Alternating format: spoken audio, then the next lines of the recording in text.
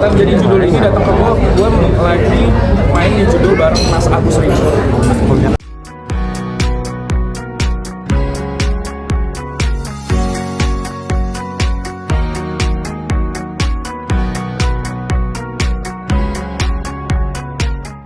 Mas Rigo Agus. Akhirnya gue banyak konsultasi sembari kita syuting dan Mas Rigo kasih gue banyak ilmu dari dia.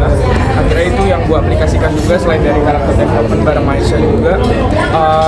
Sebenarnya deg-degannya terhadap film ini lebih kepada karena kita syuting 2022 dan gue secara fisik 2022 sama sekarang itu cukup jauh perubahannya. Jadi gue takutnya orang tidak mengenali gue secara fisik, cuman ya disclaimer aja itu gue Magna Tama.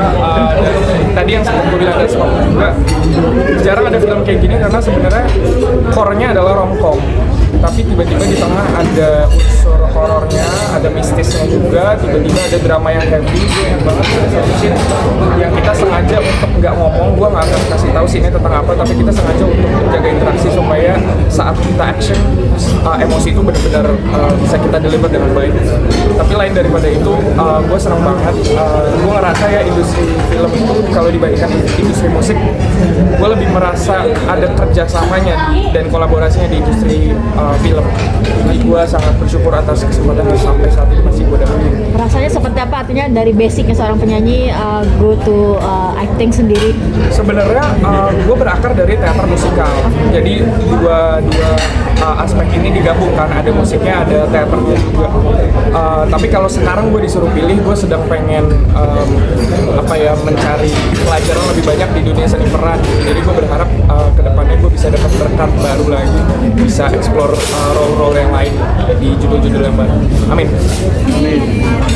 Tadi katanya relate sama jalan ceritanya. Kalau katanya komitmennya itu gimana sih? Ada cerita apa gitu sampai akhirnya takut berkomitmen? Jadi gini mbak ceritanya. Jadi Marja ini terlalu banyak main-main dulu. Jadi dia pacaran gak pernah serius. Tiba-tiba saat dia sudah di umur matang dan harusnya udah naik ke next step, which is ya wedding gitu, marriage ya. Ternyata dia belum bisa melepas sifat dia yang dulu dan akhirnya dia takut kok gue ketinggalan sama orang lain gitu. Terus kok gue nggak bisa serius sama satu cewek saat gue pun oke, gue mau serius sama lu, gue mau setia, tapi gue nggak bisa. Nah perasaan itu yang sampai saat ini sebenarnya gue masih ada di posisi itu dan gue rasa ini topik yang kalau laki-laki kan sebenarnya lu jangan terlalu vulnerable lah, jangan terlalu emosional lah, tapi gue rasa ini topik yang cukup jarang diangkat tapi perlu juga essential juga untuk bahwa ya laki-laki itu bisa punya kebingungan itu juga gitu. Mungkin yang dia dulunya nakal atau sering main-main, untuk dia tiba-tiba bisa jadi serius dan jadi laki-laki sejati gitu yang setia. Proses ini yang kita angkat di film ini. Dan sampai sekarang masih takut apa gimana? Gue lebih ke ngumpulin pundi-pundi dulu aja supaya bisa ngasih makan anak orang. Oke, sekarang Cio. Oke, Cio, gimana untuk series atau film? Kenapa? Series atau film? Ini film. Oke, film seperti apa untuk karakter nge-build karakter lu sendiri, ngebangun sendiri? Berat banget. Karena karakterku namanya Samuel, ceritanya dia itu dari keluarga yang broken home. Tanpa spoiler ya, menurut saya. Ada bapaknya, ceritanya seorang politikus lumayan terkenal tapi tidak diakui.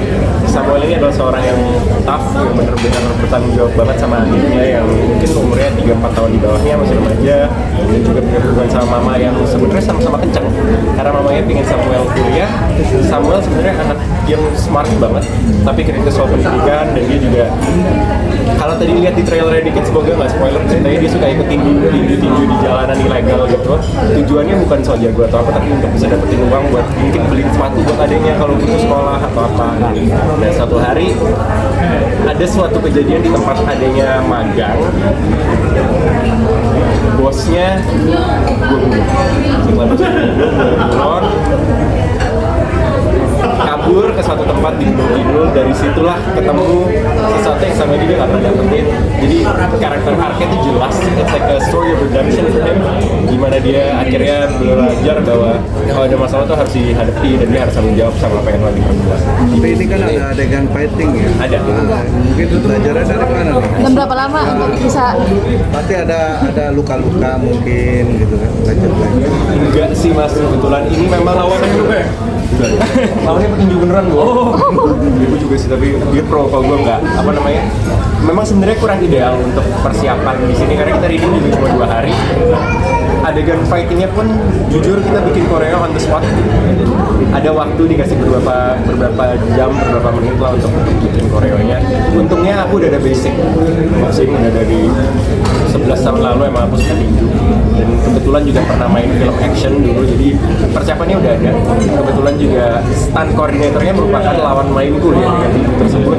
Dia juga petinju pro, ternyata circle-nya di dunia nyata juga saling kenal gitu, teman-teman dia latihan apa segala macam. Jadi itu sangat membantu sih.